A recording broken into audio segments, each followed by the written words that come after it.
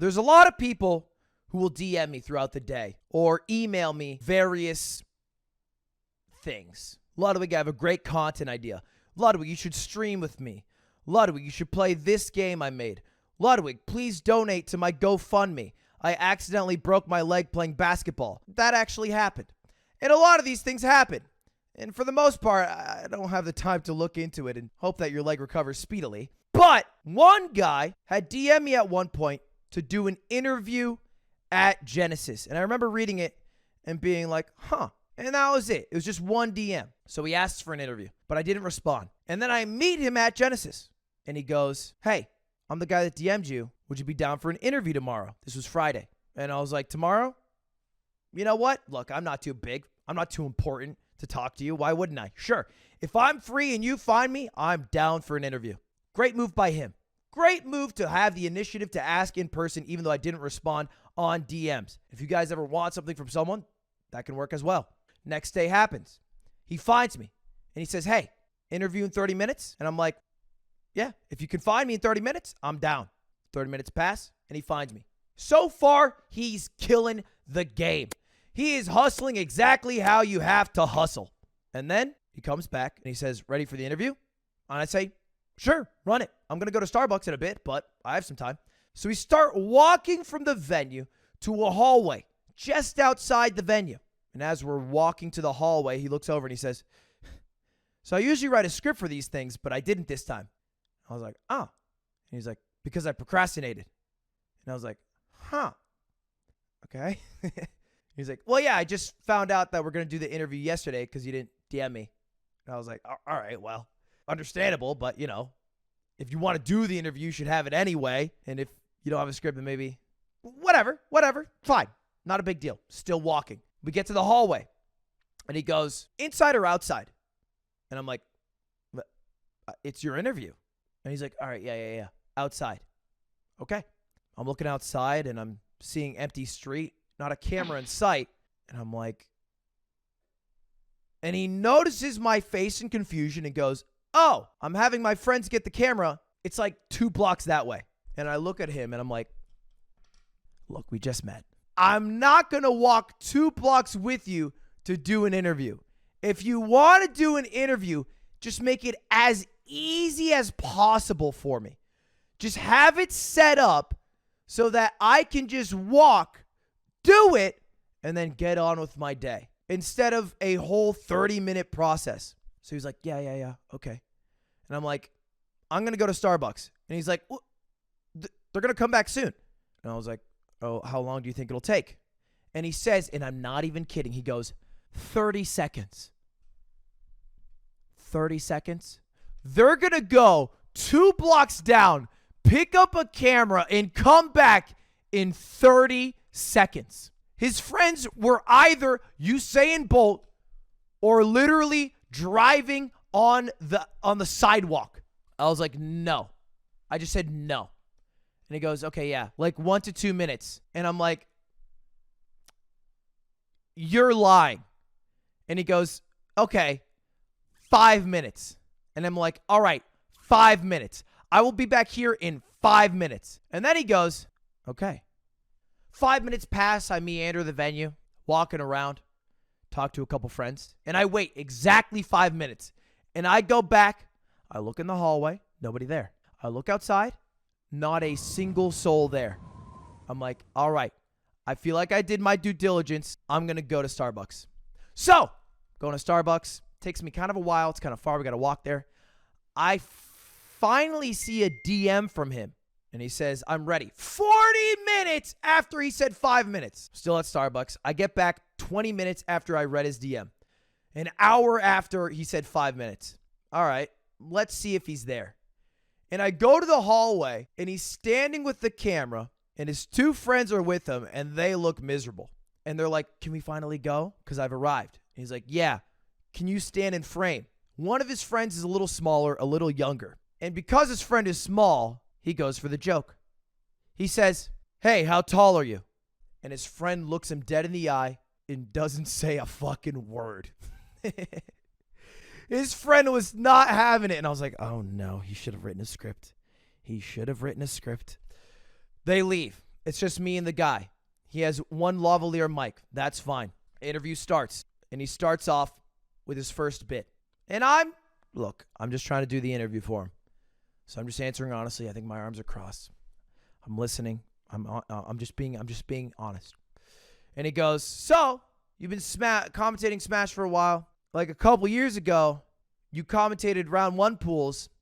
And now, like this year, you're commentating round 1 pools. Which is a joke.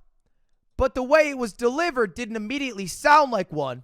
So I wait a moment. And then he goes, well, you commentated on Saturday too. That's cool. And I'm like, yeah, well, that's also round 1. But yes, I did commentate round 1 pools. Just do what they asked me to do. He's like, yeah, okay. And then I forget what it was, but he had to, because God sometimes makes you throw out a short joke. And I'm looking because I can see the camera feed from his camera, and I'm literally taller than him.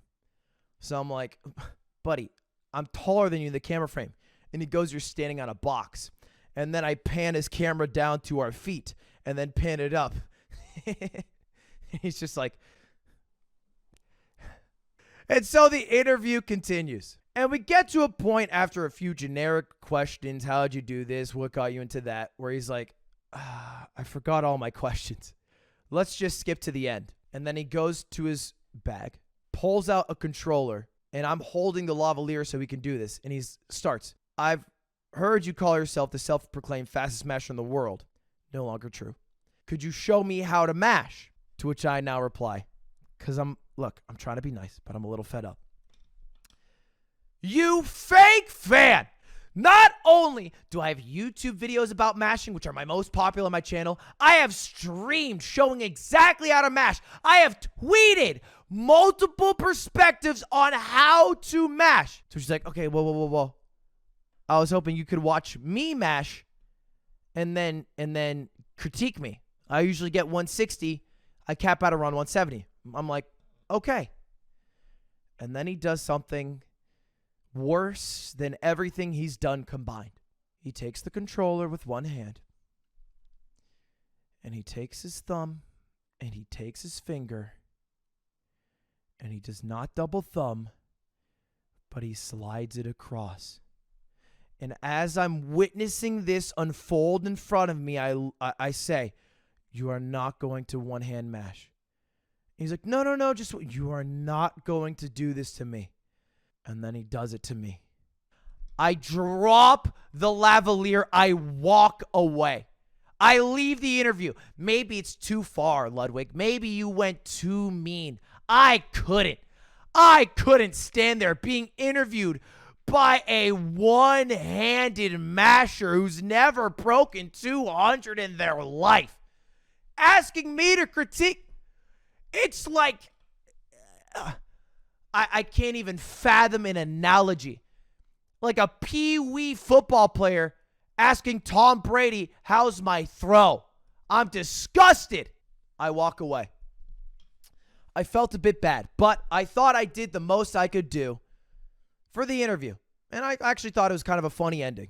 And the next day, I'm at Genesis Top 8. I'm towards the front, and I notice 2 rows back is the guy. And he's making side bets with some people around me. But I didn't really talk with him that I remember. Genesis Top 8 happens. It's great. Zayn wins. So I'm hanging out like 10 minutes after it ended. He's still there. And he comes up, and because I sponsored Zayn, he goes, congrats on the mogul moves and, the big win. And I'm like, thanks, man. I appreciate it. We fist bump. And just as like a cursory end the conversation goodbye, I go, I hope the video turns out good. And then he looks back at me and he goes, it won't. And then walks away. Which is to say, there are lessons to learn from this story. This guy is not a bad person. He just didn't do a few key things, a few key lessons that you need to keep in mind anytime you're trying to make content with another content creator who might be a little larger than you are. 1, make it as easy as possible for them. Make sure that they do not have to do any work outside of just doing the interview so that they can focus on just that. 2, come prepared. Write a script. Even if you're not sure it's going to happen, write a script. Just make sure you have the camera set up. Just have it ready so when the interview actually happens, you can run it. And 3, I'm not too big to do an interview with a guy who has never posted a YouTube video or who has 10 subs or whatever. But I'm also very lazy, and I probably won't respond to DMs because I get a lot of bullshit ones. Follow up more than once. Feel free to follow up 3, 4, 5 times if you really need. If you want to get a response, it's okay. Who gives a shit if you clutter my DMs? There's a guy who's called me short for 74 days straight. If you ask me if to do an interview 5 times, that would be better than that. I wish my DMs was filled with that than 74, day 74 of calling Ludwig short. I hate that. What are you guys mad? Are you guys mauled about the socks? I'm keeping the socks. I'm keeping the fucking socks. They're staying there. A lot of people always ask me for advice on how to get started and shit like that. And you just got to work on your hustle. You know who's the best example of a really good hustle? A really good hustler? A guy who got it done? Is my YouTube editor, Polite, SL on Twitter. That guy, 5-head. Because I needed a new editor, Shake could not handle the daily upload schedule that I wanted to do, that I envisioned. It's too much for one man. And I mentioned on stream a couple times that I'm looking for an editor. And a bunch of people DM me with resumes. But here's the fucking tea. I'm dumb as shit. I look at a resume and I'm like, all right,